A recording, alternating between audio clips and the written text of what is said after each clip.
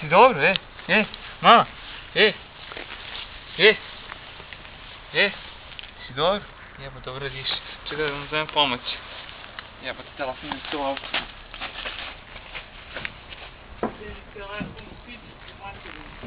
Evo ga. Si dobro? Si dobro?